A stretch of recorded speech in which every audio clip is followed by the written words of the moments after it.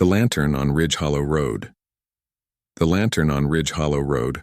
I grew up in a small, Appalachian town in West Virginia, one of those places tucked between fog-drenched hills where the woods always seem to whisper at night. When this happened, it was late October, about a week before Halloween.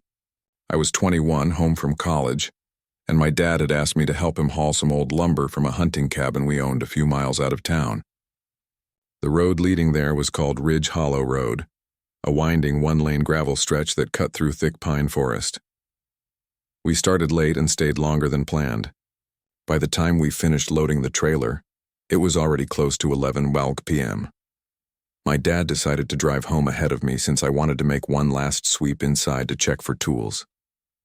The air was cold enough to see my breath. When his taillights disappeared down the road, I remember how quiet it got.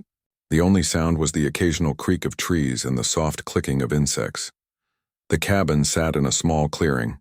From the front porch, you could see maybe 10 feet into the woods before the darkness swallowed everything. I grabbed my flashlight and stepped inside to check the back room. The smell of old wood and dust was strong. After a quick search, I found the hammer I'd left behind and turned to leave. That's when I heard it. It sounded like someone walking on gravel outside. Slow, deliberate crunches, maybe 15 or 20 feet from the porch. I froze, the sound stopped, then started again, closer this time. I turned off my flashlight and just listened, my heartbeat thudding in my ears. At first, I thought maybe my dad had come back for something. "Dad?" I called out, no answer. The footsteps stopped again. I stepped toward the window and peeked through the dirty glass. For a second, I saw nothing, just darkness and fog creeping between the trees. Then faintly, a dim orange glow appeared from deeper in the woods. It looked like a lantern. Someone was walking slowly toward the cabin, swinging it side to side. I can't explain why, but the sight made my stomach turn cold. The way the light moved didn't look right. The swing of it was too even, too mechanical, like it wasn't being carried by a person but something trying to imitate one. The crunch of footsteps grew louder. I grabbed my phone to call my dad, but there was no signal out there. I decided to slip out the back door, circle around to my truck, and get the hell out. When I stepped outside, the night air felt heavier, like the woods were pressing in on me. I crept along the side of the cabin, careful not to step on twigs. The lantern light was brighter now, only about 30 feet away. I could see the outline of something holding it. But it wasn't moving like a normal person. The figure seemed to glide, and I swear I couldn't hear breathing or the natural shuffle of clothes. I ducked behind a stack of firewood and waited. My palms were sweating despite the cold. The light stopped near the porch. Through a gap in the logs, I could see it better. The lantern hung from a long, thin arm, and the thing holding it wasn't shaped quite right. It was tall and hunched, with a strange, jerking motion like a puppet on loose strings. Then I heard it whisper. It said my name, clear as day, Eli. It didn't sound like my dad's voice. It sounded wet, like the words were being dragged through water. That was enough. I bolted toward my truck, gravel scattering under my boots. The moment I hit the door, I heard something slam against the side of the cabin. The lantern light flared, then went out. Total darkness. My hands were shaking so hard I almost dropped the keys. When the engine finally started, I floored it down Ridge Hollow Road. The whole drive back, I kept checking my mirrors. A few times I thought I saw that same faint orange glow in the trees behind me, but it would vanish whenever I blinked. I got home around 2:30 a.m., pale and trembling. My dad asked what was wrong, but I just told him I thought I saw someone out by the cabin. He wanted to drive back the next morning to check, but I refused. A week later, he went alone. When he came back, he looked uneasy. He said the cabin door was wide open, and there were footprints all over the porch, long, narrow ones, like someone had been pacing back and forth for hours. He also found an old, rusted lantern hanging from a tree limb near the edge of the clearing. Said it looked like it hadn't been lit in decades. I don't know who or what I saw that night, but every Halloween since, when fog rolls over the hills, I swear I still catch that dim orange glow flickering in the distance. The Woman on Old Pine Creek Bridge. The Woman on Old Pine Creek Bridge. This happened 3 Halloweens ago in eastern Kentucky, not far from where my grandparents live. I was 24 at the time, working as a delivery driver for a local hardware company. Most of my routes were small-town backroads, Gravel lanes, mountain passes, places GPS barely knows exist. That night I was heading back from a late delivery in a neighboring county. It was around 2:15 a.m., cold enough that mist had settled low over the hollers. My shortcut home took me over Old Pine Creek Bridge, a narrow one-lane span of rusted steel that crossed a deep gorge. Locals called it the Crying Bridge. I'd heard stories and people seeing lights, a woman walking alone at night, but I never believed any of that. The road there twists through thick forest with no houses for miles. My high beams cut through pockets of fog, and the only sound was my tires crunching on gravel. About a half-mile before the bridge, I noticed movement in my peripheral vision, something pale between the trees. I slowed down, thinking it might be a deer, but when I looked again, it wasn't moving like an animal. It looked like a woman. She was standing just off the road in a white dress that hung to her ankles, hair long and tangled. I caught only a glimpse as my truck rolled past, but I remember how still she was, like she was carved from the fog itself. My stomach tightened. I drove another few hundred feet before convincing myself it was just someone walking home from a Halloween party. Still, it didn't sit right. There were no cars parked anywhere, and the nearest town was 8 miles away. When I reached the bridge, I eased onto the metal grating. The whole structure groaned beneath the truck. Halfway across, my headlights flickered. Just a quick pulse, but it made the shadows jump across the steel beams. Then I heard it, a faint tapping behind me. It sounded like bare feet on metal. I checked the mirror, but all I saw was my own exhaust clouding the air. I told myself I was being stupid, focused on the road ahead, and that's when the truck stalled. Everything went dark. The lights, the engine, the dashboard. Just dead silence and fog pressing in on every side. I sat there gripping the wheel, listening. The tapping started again, slower this time, coming closer from behind. I didn't dare look right away. My heartbeat felt so loud it almost drowned out the sound. When I finally turned my head toward the back window, my breath caught. Someone was standing on the tailgate. The figure was faint through the fogged glass, but I could see the white dress. The woman's head hung forward, hair hiding her face. She wasn't moving, just standing there, her arms limp at her sides. Then slowly she raised one hand and knocked on the rear window. 3 dull thuds. I froze, too scared to even breathe. The air inside the truck grew colder, my breath clouding in front of me. Then, as suddenly as it died, the engine sputtered back to life. The lights snapped on. In that instant of illumination, the back window was empty, no one there. I floored it off the bridge and didn't stop until I hit the main highway. I pulled into a gas station and jumped out, checking every inch of the truck. No one, but on the tailgate, smeared into the layer of dust, were 3 perfect handprints, small, pale, and wet, like someone had pressed their hands there moments before. When I got home, it was almost 3 a.m. I couldn't sleep. The next day, I asked one of the older guys at work about the bridge. He gave me this uneasy look and told me the story everyone in that county knows. Back in the 1970s, a young woman had driven off Old Pine Creek Bridge late one Halloween night. Her car was found in the creek below, but her body wasn't recovered for 3 days. Since then, people claim to see her walking the road, trying to flag down cars or standing on the bridge waiting for someone to stop. I went back there once, months later, during daylight. The bridge looked smaller, harmless even, but when I leaned over the rail and heard the water moving below, I got that same cold feeling in my stomach. Every October since, I avoid that route completely.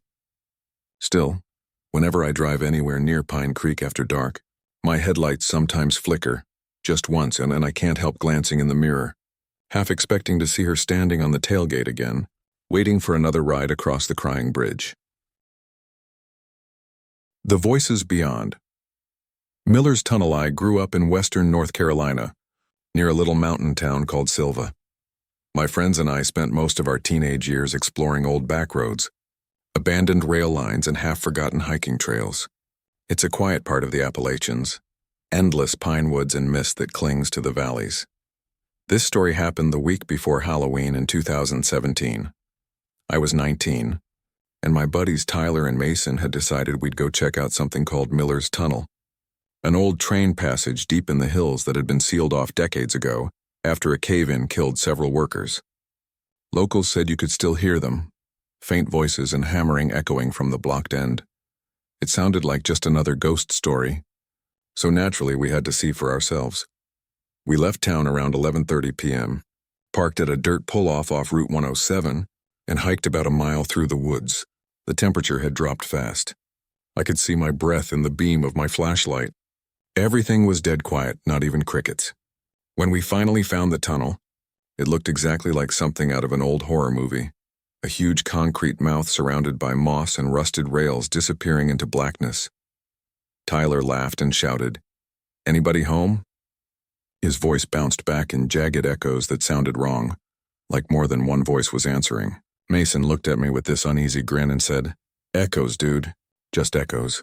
We stepped inside. The air immediately felt 10 degrees colder.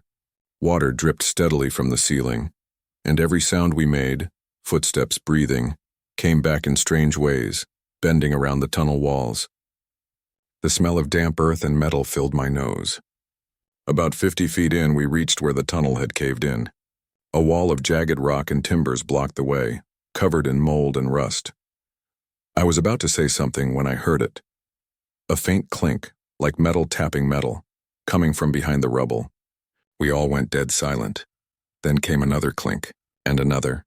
"Rhythmic," Tyler whispered. "You hear that, right?" Before I could answer, something else echoed out. A low, strained voice. Muffled but human. It sounded like someone whispering words through the rocks. I stepped closer, holding my breath. The voice grew clearer. It was saying something over and over, but I couldn't quite make it out. It almost sounded like, "We're not done yet." My whole body went cold. Mason said quietly, "It's just air moving through the rocks. Don't freak." But I could feel the voice. It carried through the ground, a vibration more than a sound. Then, as if responding to us, there was a harsh bang from the other side of the wall, like a sledgehammer hitting stone. Dust fell from the ceiling. "Let's go," I muttered, already backing up. But Tyler, being Tyler, decided to knock on the wall with a rock. 3 quick taps. He laughed nervously and said, "You guys working late?" For a few seconds, nothing. Then faintly 3 knocks came back, perfectly timed. I remember the silence that followed, thick and heavy. Mason turned and said, "I'm done, man," and started walking toward the entrance. I followed, flashlight shaking. Halfway out, our lights flickered and died all at once. Total black. Tyler cursed behind me, fumbling for his phone light. But then from the darkness ahead of us came the sound of footsteps. Slow, dragging ones, gravel crunching under boots. Mason hissed, "Who's there?" No answer. Just those steady steps getting closer. The air smelled like wet rust and I could hear my own pulse pounding. Then from somewhere ahead a low male voice said, "You shouldn't be here." Tyler screamed and we bolted. I don't even remember finding the exit. Just the sudden rush of cold night air hitting my face as we burst out of the tunnel. We didn't stop running until we reached the truck. It was 2:30 a.m. when we finally got back to town. We were all shaking. Tyler kept swearing he'd seen a figure. A man standing in the tunnel wearing a miner's helmet with no light. A week later, I went to the county archives for a college project and looked up Miller's Tunnel. The record showed that in 1952, 7 miners were trapped inside during a collapse. They tried digging them out for 3 days, but the tunnel kept caving in. Only 2 bodies were ever recovered, the strangest part. The report mentioned that rescuers stopped digging when they realized the workers tapping from inside had gone silent. The last sound anyone heard was 3 knocks. Sometimes I wonder if those echoes we heard that night weren't just sound bouncing off walls. Maybe they were still down there, trying to finish what they started. I haven't gone back to Miller's Tunnel since, but every time I drive that stretch of road in October, I swear I can hear faint hammering from the hills, especially when the night is quiet and the fog is thick. The man who watched from the fire tower. This happened about 4 years ago, in the fall of 2021. I was working seasonally for the U.S. Forest Service in Western Virginia, mostly doing maintenance checks and trail monitoring before winter hit. I've always loved the mountains, but there's something about the Appalachians in late October that can feel different. The trees are bare, the air stays damp, and when fog rolls through those ridgelines, it's easy to forget how close you are to civilization. One of my jobs that week was to inspect a decommissioned fire tower located about 5 miles up a dirt access road on the edge of Bear Ridge Forest. The tower had been closed for years, too unstable to climb. But hikers still trespassed up there, so my task was just to check the gate and post new warning signs. It wasn't supposed to be anything more than a quiet solo drive. I left the ranger station around 4:30 p.m., planning to be back by dark.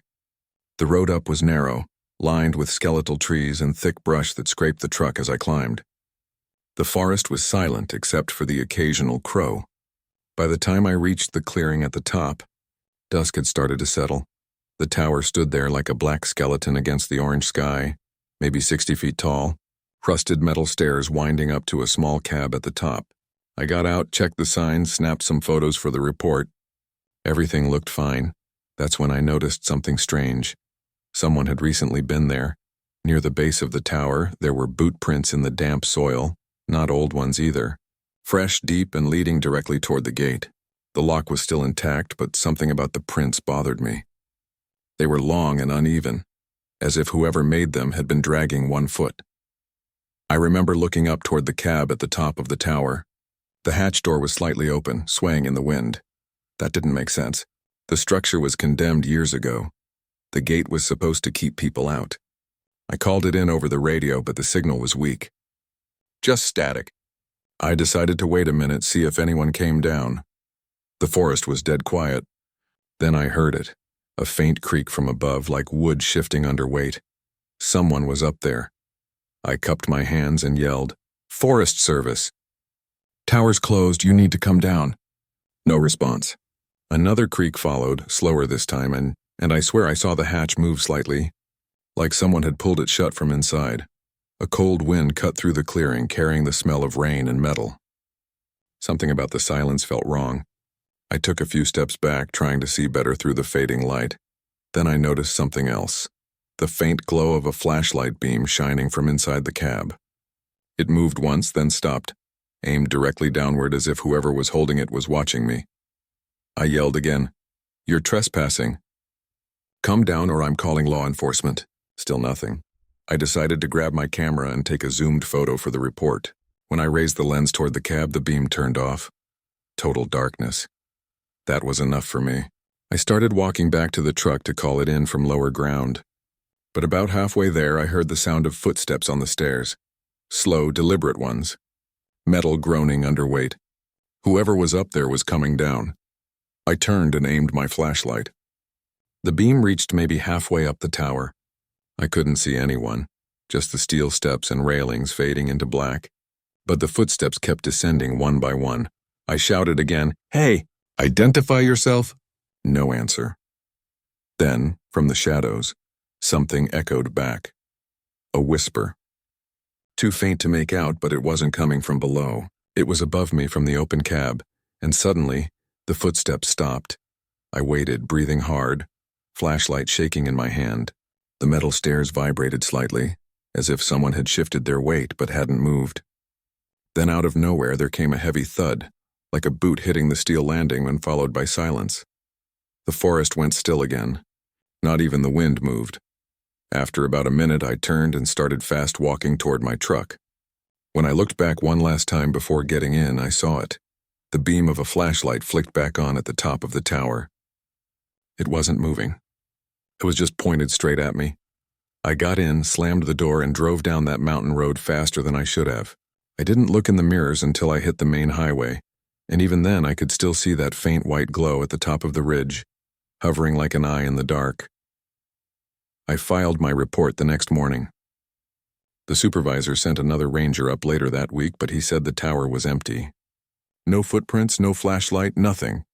I didn't tell him about the last part, how when I looked through the photos I'd taken for documentation, one of them showed the cab clearly. The hatch was open, and in the small square of light at the doorway you could just make out a tall silhouette standing perfectly still, staring down at the camera. The Stranger Under the Porch. The Stranger Under the Porch. I grew up in a tiny town tucked deep in the mountains of eastern Tennessee, the kind of place where the nearest gas station closes at 9 p.m., and everyone knows everyone else's truck by sound. When this happened, it was late October 2019. I had just moved back home after a breakup and was staying in my parents' old farmhouse at the end of a gravel road called Henderson Hollow. They'd gone south for the winter, so it was just me and the dog, a big black lab named Cooper. The house sat by itself on 3 acres surrounded by woods. The porch wrapped around two sides and creaked when the wind hit it. Nights up there were unbelievably quiet, so quiet you could hear your own pulse in the silence. On the night it started, it was around 12:45 a.m. I was half asleep on the couch when Cooper lifted his head and gave a low growl. At first I thought he'd heard a coyote, but then I heard it too. A faint scraping like someone dragging metal across wood. It was coming from underneath the porch. I sat up, listening. The scraping stopped, then started again, slower. Cooper was at the window now, teeth bared, tail stiff. Probably a raccoon, I muttered, though my voice didn't sound convinced. I grabbed a flashlight and stepped out onto the porch. The cold hit me like water. Mist drifted across the yard. "Hey," I called, shining the beam toward the steps. "Get out of there." Silence. Then from below the boards near my feet came a whisper. I couldn't make out words, just the rhythm of speech. My stomach dropped. Cooper started barking like crazy, lunging at the floorboards. I knelt, aiming the light through the gaps. For a second I saw movement. A flash of something pale, like a hand. Then nothing. I backed up fast and went inside, locking the door. I stayed by the window, listening. After a minute or two, the barking stopped. The woods went silent again.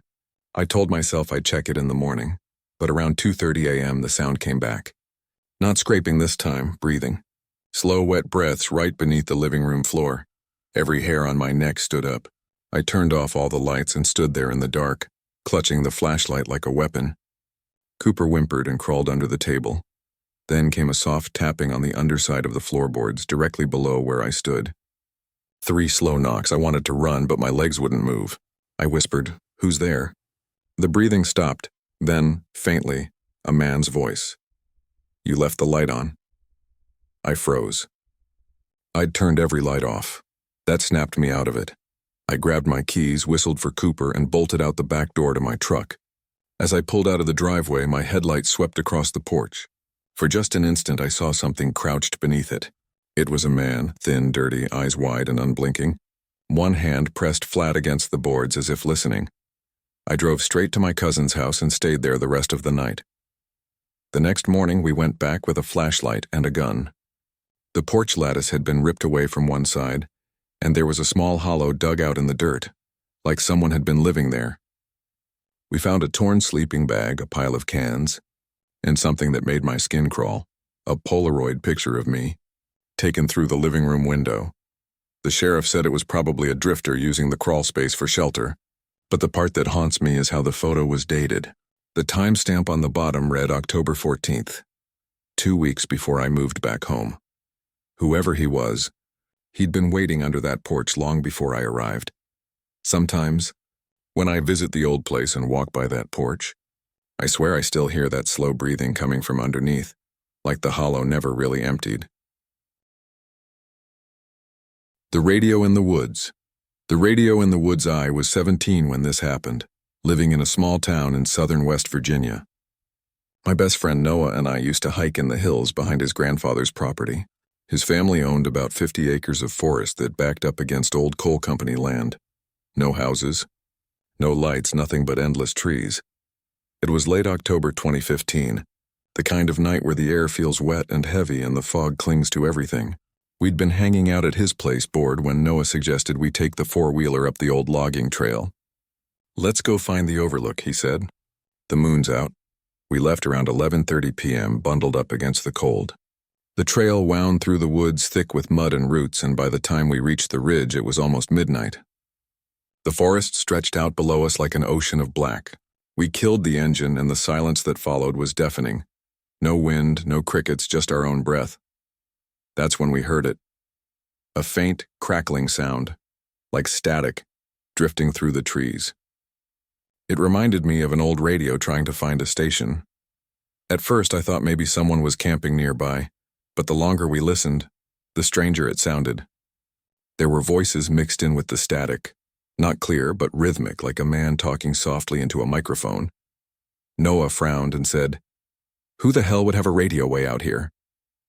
We grabbed the flashlight and followed the sound down the slope. Every few steps it would fade, then come back stronger like it was moving. After about 10 minutes, we reached a flat clearing near an old stream bed. The sound was loud now, definitely a radio, but we couldn't see anything. The static crackled again, Then a man's voice broke through, clear as day. Testing. 1, 2. I felt my stomach twist. The tone wasn't mechanical. It sounded like someone standing 10 feet away whispering into a mic. Noah called out, "Hello? Anyone there?" Nothing. Just static. We moved the light slowly across the trees, and that's when the beam landed on something half buried in the dirt near a fallen log. A small, rusted CB radio still switched on, a coiled wire trailing into the darkness. Noah bent down and tapped it with his boot. "Must be picking up interference," he said, but the radio suddenly clicked and a distorted voice came through, the same one as before. It said, "Don't go," then silence. I felt the hair rise on the back of my neck. "Noah," I whispered, "turn it off."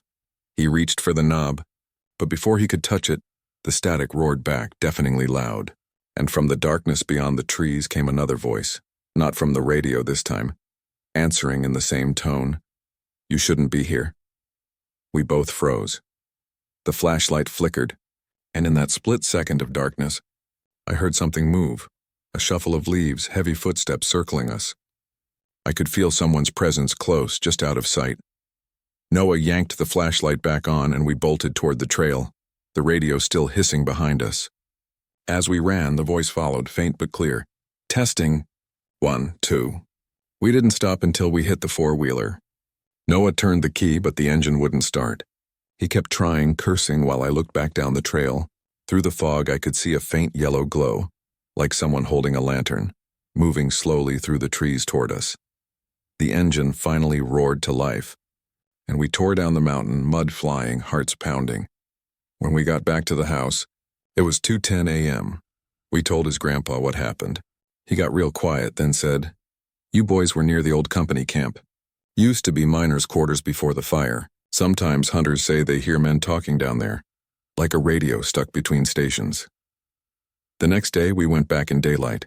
The clearing looked different, overgrown, quiet.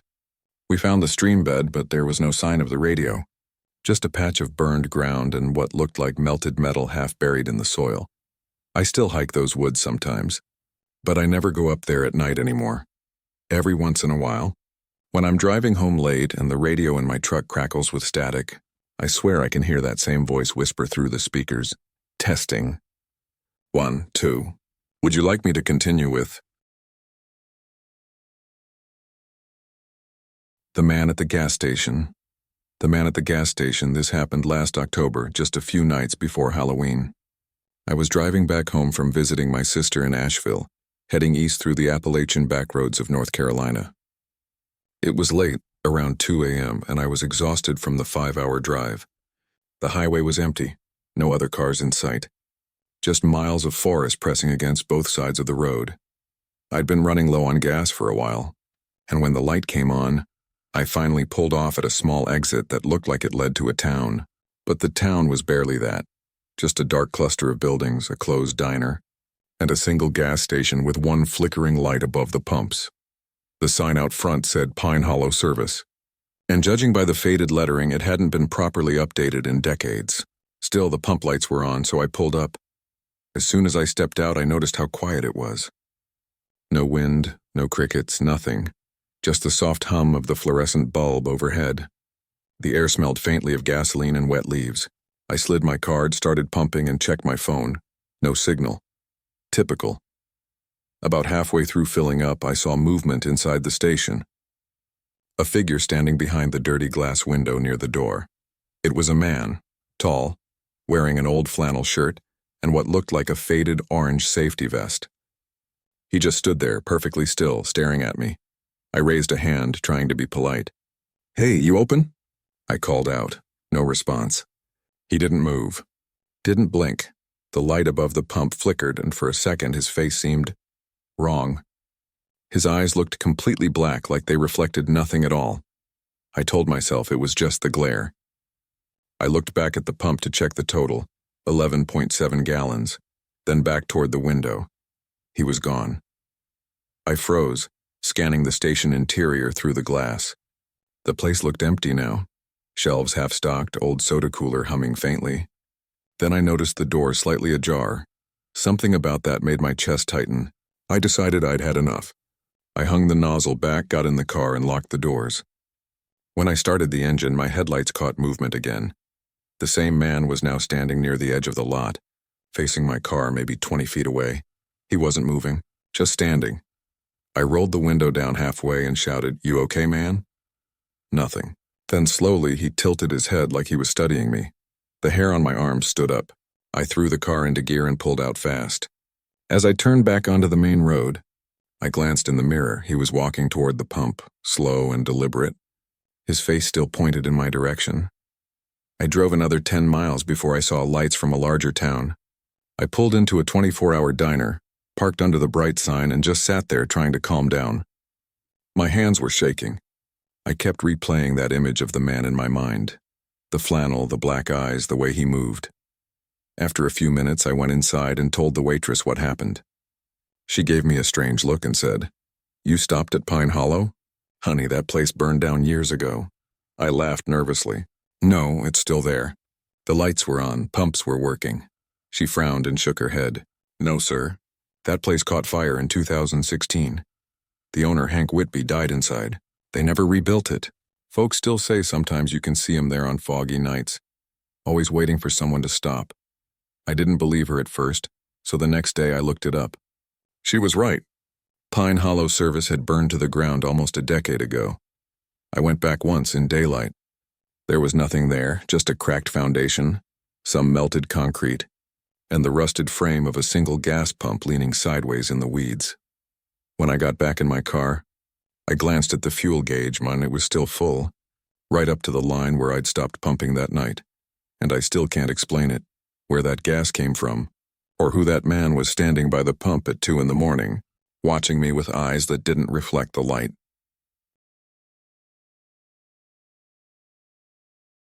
The Whispering Cabin. The Whispering Cabin. This happened in late October of 2019 up in the Smoky Mountains of Tennessee. My name's Daniel, and back then I worked seasonally for the Park Service. We'd help close down hiking trails before winter set in, clearing fallen branches, checking for damage, and making sure no campers were squatting in remote areas. Most of the time, the job was quiet and just me, a backpack, and miles of trees. But that week I was assigned to a stretch of trail near the old Little Laurel Ridge, a place I hadn't been to before. It was about an hour's hike from the nearest ranger station, mostly uphill, and by the time I got there, the sun was already starting to set behind the peaks. The air was sharp and cold, the kind of cold that bites through gloves. The woods were silent except for the distant trickle of water from the creek. I remember thinking how still everything felt. No birds, no insects, nothing moving at all. My task was to check an old hunting cabin that used to belong to a local family back in the 40s. It was supposed to be abandoned, but hikers sometimes reported lights up there, so we'd been told to make sure no one was squatting. I found it around 5:45 p.m. just before dusk.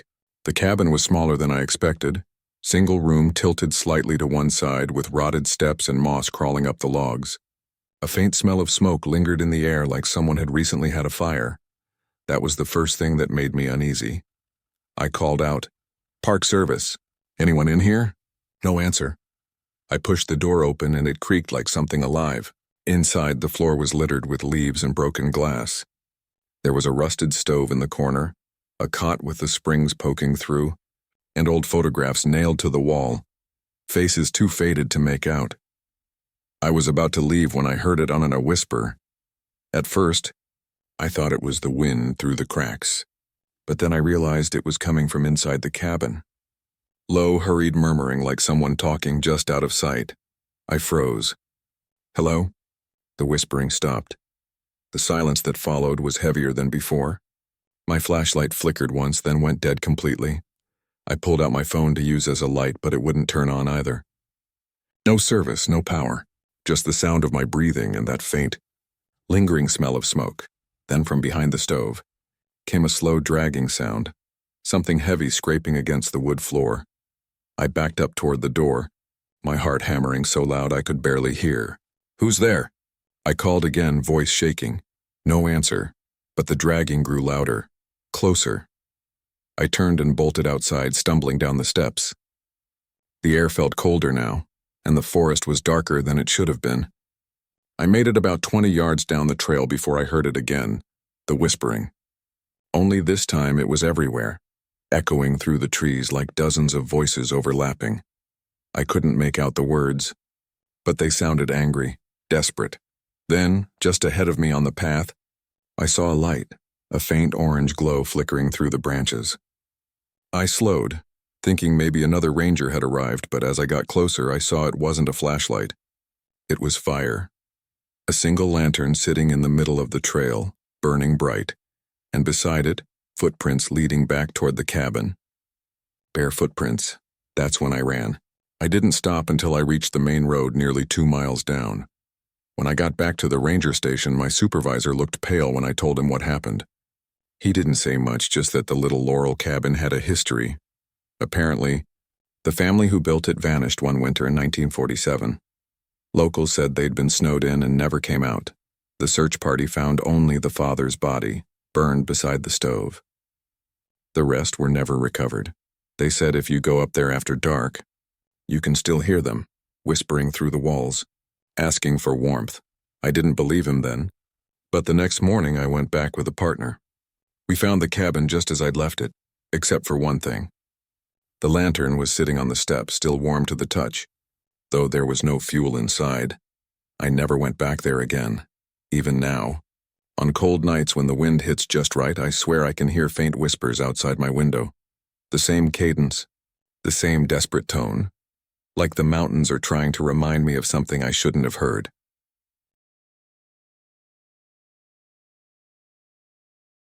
The Thing on the Bridge.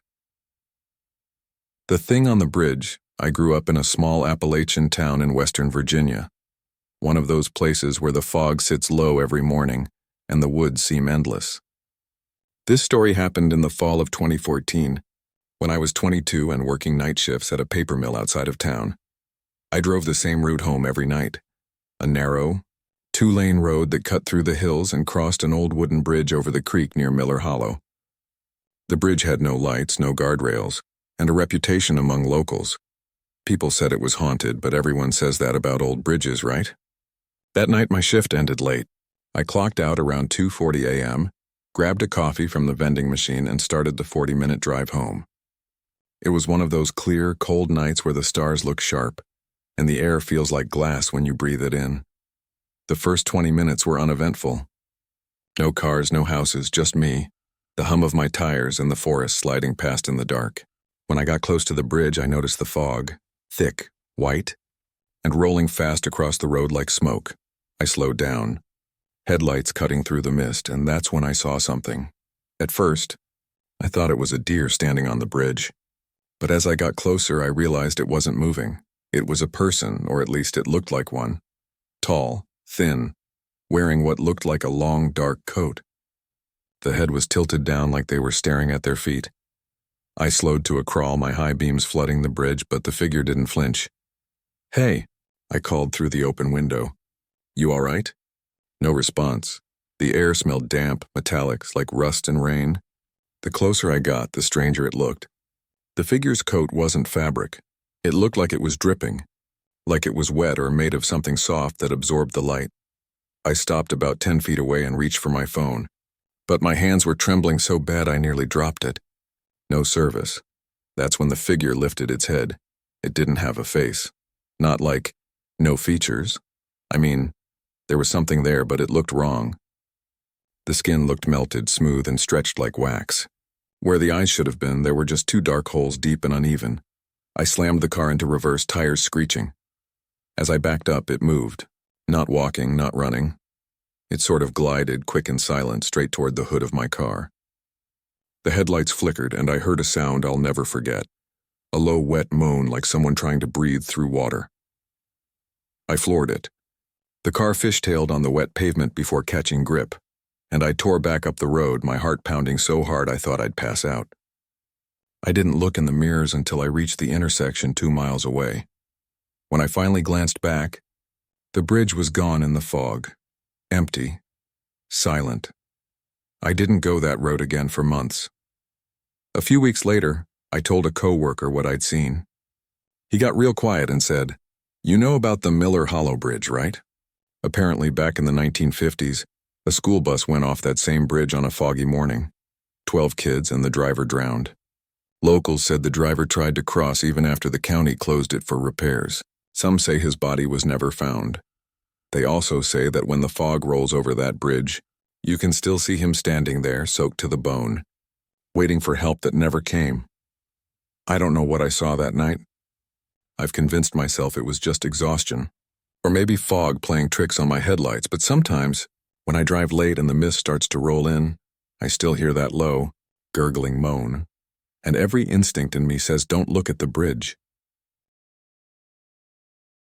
The hollow lights. This happened 2 years ago, in the fall of 2023. I live in a quiet part of eastern Kentucky, just outside a small town called Harland Ridge, the kind of place where everyone knows everyone, and most of the roads are old coal routes half swallowed by the forest. That October had been strange.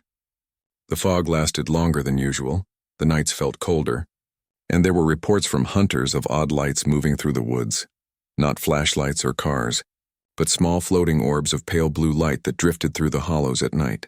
Folks called them the hollow lights. I didn't pay it much attention until the night I saw them myself. It was October 29th, about 11:50 p.m., and I was driving home from a late shift at the auto shop. The main road was closed due to rock slides, so I had to take an old back road that cut through the hollows, a narrow, twisting route lined with black trees and thick fog. Halfway through the drive, my radio started crackling with static. At first I thought I'd lost the signal, but then I heard faint voices beneath the noise, distant, whispering, like a conversation happening underwater. I turned the volume down, thinking it was interference, and that's when I saw it. A pale blue light drifting between the trees up ahead. It was about the size of a basketball, glowing softly, floating maybe 10 feet off the ground. It wasn't bright like a headlight. It pulsed gently like it was breathing. I slowed the car, leaning forward, trying to make sense of it. Then another light appeared beside it. Then another. Within seconds, there were 4 or 5 of them moving slowly across the hollow. I pulled over to the side of the road and shut off my engine. The silence that followed was absolute. No crickets, no wind, nothing. Just those lights hovering between the trees, moving in unison, almost rhythmically. I got out, phone in hand, thinking maybe I could record them. The air smelled faintly metallic, like ozone before a thunderstorm. As I stepped closer, the lights began to drift toward me. I don't know how to explain it. They didn't move like something floating. It was like they knew I was there. They adjusted, changing direction smoothly, aligning themselves in a slow arc facing the road. That's when I heard something else. Faint footsteps behind me, crunching gravel. I spun around, heart racing, but the road was empty. When I turned back toward the hollow, the lights were closer, maybe 20 feet away now. They weren't blue anymore. They were white, pulsing faster. The whispering from the radio had stopped. But I could hear something else now, a low hum in the air, vibrating through my chest. I took one step back toward the car, and that's when I saw movement between the lights, something tall and thin standing in the dark behind them. I could just make out the outline of shoulders and a head, motionless, watching. The lights suddenly scattered, flashing bright white, then disappearing all at once, leaving nothing but blackness. That hum cut off instantly. The silence that followed was so deep it felt wrong, like the world had stopped breathing. I didn't think. I ran. I jumped into my car, locked the doors, and sped off. My hands were shaking so bad I could barely keep the wheel straight. When I got home, it was 1:07 a.m. I sat in the driveway for a while, trying to convince myself I'd imagined it. But when I looked at my phone, the clock was frozen on 12:04 a.m. The screen wouldn't respond until I restarted it. The next morning, I drove back with a friend in daylight. The road was the same, but where I'd stopped, the gravel looked burned, like something had scorched perfect circles into the ground. 4 of them, about the size of dinner plates. We still talk about it sometimes. Locals say the hollow lights date back over a century. Old miners' lanterns that appear where shafts collapsed. Lights that lead travelers off the road and into the woods.